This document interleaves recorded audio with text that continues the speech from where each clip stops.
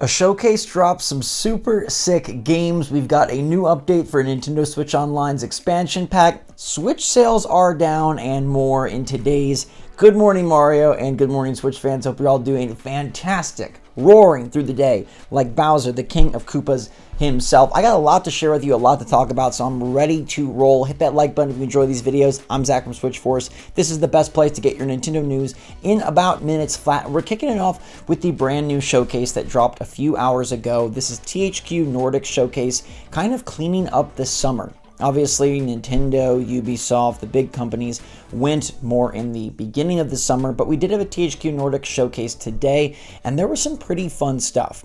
First of all, Tarsier Studios teased their new project. If you're not familiar, Tarsier are the people that actually created Little Nightmares. They did Little Nightmares 1, and then they did Little Nightmares 2, and now the development has shifted. So I am ready for their new project. They are the originators of one of my favorite indie series of all time, and even though we are getting Little Nightmares 3, and I'm excited for that, this sneaky teaser of a pig with a problem, it really did tantalize my senses because it reminds me a lot of Little Nightmares. Supposedly the full game reveal will be at the end of the month at Gamescom, so we'll definitely check back in on that. Darksiders got a new tease saying the Horsemen will ride again. I loved Darksiders when it began. I think as Darksiders progressed, it kind of got away from what made it awesome, because if you remember, the first Darksiders, which is on Switch, it's basically Zelda, but a little more like, a little bit more like tough, a little bit more like raw, like intensity, flames, fire, angels, demons. And then Darksiders 2 is kind of like an action RPG with like loot. It was very cool as well. Darksiders 3 kind of did not impress me, but Darksiders Genesis, a great riff on the series, so maybe it didn't really go down. Maybe Darksiders 3 is just kind of like the weird anomaly. Otherwise, I love this franchise. The games are all on Switch. You should play them if you haven't. This is just a teaser, so that tells me this game is at least a year, probably 2 years out, which means Switch 2, baby, for a new Darksiders. And the main thing that everyone's wanted out of Darksiders is true co-op with the different Horsemen. I bet that's what we get. I bet THQ Nordic is like, okay, this is a safe risk that we can take. Darksiders 3 didn't do all that great, but the IP is pretty loved in general, and if we bring them co-op, they will appreciate it. So I'm going to predict that this is Darksiders 4 with true co-op, at least 2 players, maybe 4, and I think it's going to drop on the Switch too. Nintendo and THQ seem to have a pretty good bond, and that's why I also believe that this next game will also be on Switch, and maybe sooner. This game comes out of absolutely nowhere, but it is one of my most anticipated titles after seeing the trailer for The Eternal Life of Goldman. Sounds like a horrible title, like it's going to be some cozy game about an old man trying to resurrect his farm business after many years away at war, but instead, it is a 2D platformer that looks like it was taken straight out of the mind of Hayao Miyazaki and spirited away.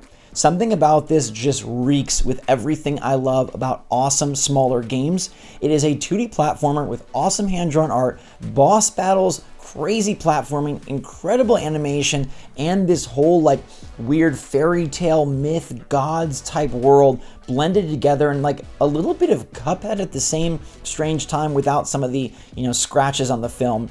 Goldman is apparently this old man that's solving whatever's going down in the deep dark below, but I really love the look of this. I hope it plays well and controls well, because it looks like it could be a fantastic mix of like an Ori style platformer with a Mario style platformer, maybe with some like Metroidvania, Castlevania elements as well, and a really unique aesthetic that perfectly bridges and like kind of blends between being like blasphemous, super like intense, scary, and then like, ooh, beautiful forest, beautiful animals, beautiful creatures. It's like right in the middle in what I feel is a perfect spot. This trailer is just awesome. Freaking great. One of the coolest debuts for a new game I've seen. It's by THQ Nordic and Weepy Studios.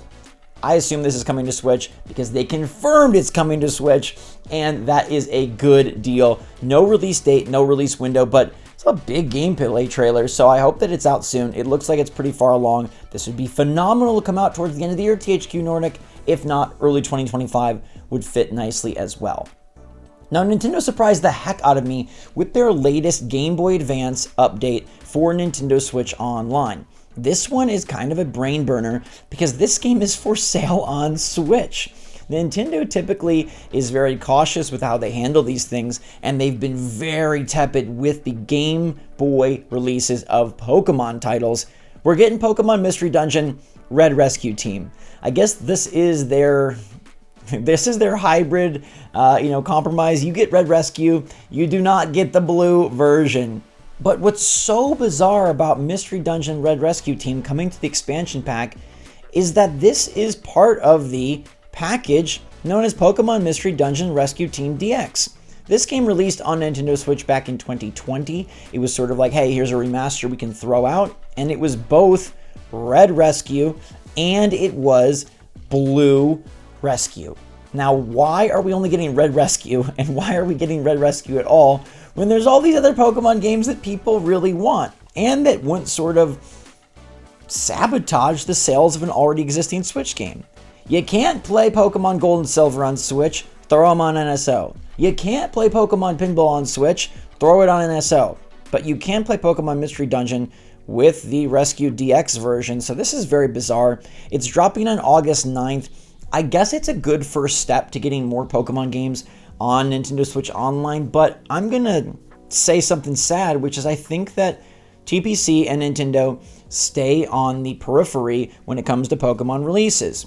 They've dropped the Pokemon trading card game, they've dropped Pokemon Stadium, they're dropping Pokemon Mystery Dungeon. I don't think we get Gold, Silver, Ruby, Sapphire, Red, Blue, any of that, because they'd love to sell those to you again. And you could say, hey, they're already selling Pokemon Mystery Dungeon again, but that title is now 4 years old, and I don't think Nintendo views that in the same caliber of releases as they do like their mainline or their remake mainline games, and they could probably make a ton more money off of those, reselling them to you at a future date. Why blow those versions when you could save them? And maybe they're even going to just slowly dole out this and we get Blue Rescue at a later date. It seems very bizarre that they're not just doing both games. I do find that odd. I'm not sure why they can't just put both of them on the GBA at the same time for Nintendo Switch Online. It seems like a bit of a cop-out. I really would love to see Pokemon Pinball. That's the game I'd love. Bring us Pokemon Pinball, please.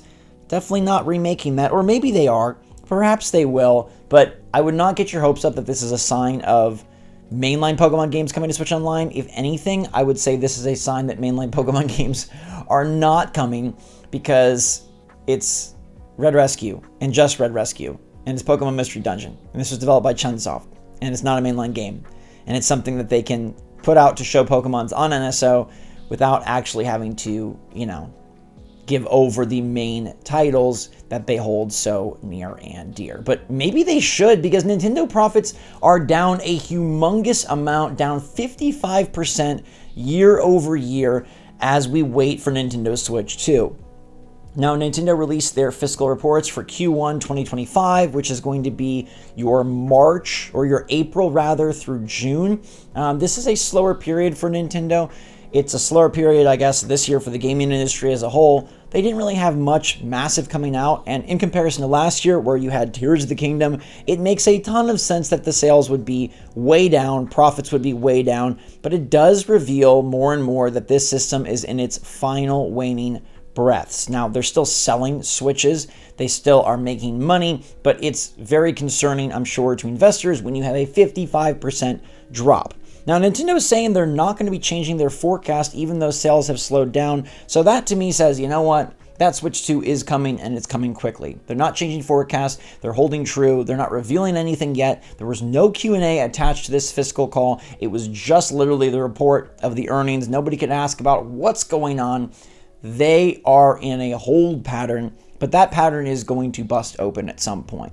To me, the fact that they're all silent tells me like we are at the precipice of it being revealed. Now, is that going to be tomorrow or next month? Probably not, but I think an October reveal makes a lot of sense. There is a small chance that Nintendo could wait until early 2025, but if they have another slow quarter, that would be July, August, and September, which is going to be slow. That's NES World Championships, that is Emio the Smiling Man, Famicom Detective Club, and then they'll have the beginning of the Zelda Echoes of Wisdom sales, the tail of the sales, the beginning of the sales, and they will not have glorious numbers to report, most definitely. I don't think people are buying a Switch for NES World Championships. I don't think people are buying a Switch for Famicom Detective Club.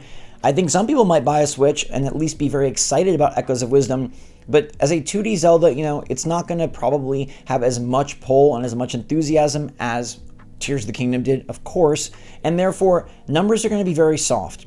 I think Nintendo cannot really afford 3 quarters of super soft sales, and even though I'm excited for Mario Party Jamboree, and I think that will sell pretty darn well, Mario and Luigi Brothership is really cool, but probably not a huge seller, especially after we see that Paper Mario and the Thousand Year Door, like, it did okay, 1.7 million, but it's not breaking records, it's not shattering expectations, it's, a Mario RPG doing pretty darn solid, but nothing ridiculously amazing. I don't think Nintendo has a ridiculous amazing seller, and I don't think they'd want 3 quarters in a row of slow sales, and even if Jamboree and Echoes of Wisdom can bump it up, I think they're going to have to reveal this thing sooner rather than later. I don't know that they can start into 2025 without this happening, especially because Metroid Prime 4 is not a 2024 game. They don't have a big showpiece title really this holiday season, unless there's something stealthy and surprising from Pokemon, say, to announce for November or December. It's going to be a soft month. So either you have this issue where Nintendo is having to reveal something because they're so slow in sales, or they're going to have to release something to try to bolster sales and keep the investors at bay.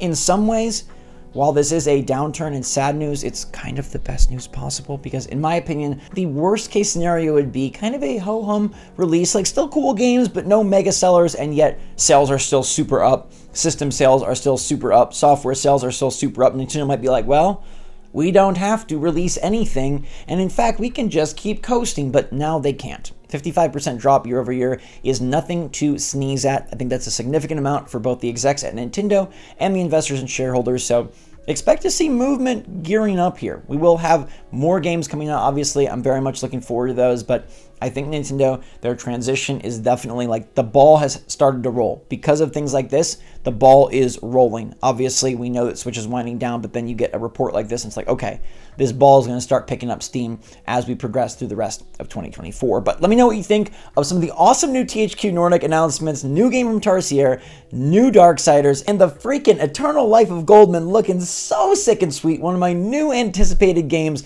on my list. Like, dude, I gotta play this and I gotta play it quick. Also, are you picking up Red Rescue Team when it hits GBA next week, August 9th? Do you think it's weird that they're doing one and not both? And also weird that this game is already purchasable on Switch in a much more expensive fashion. I don't know. Pokemon Company, kind of crazy. Let me know what you think in the comments down below. Hopefully your day's not going too crazy. So stay safe, stay healthy, stay happy, stay positive out there. Until next time, SwitchForce out.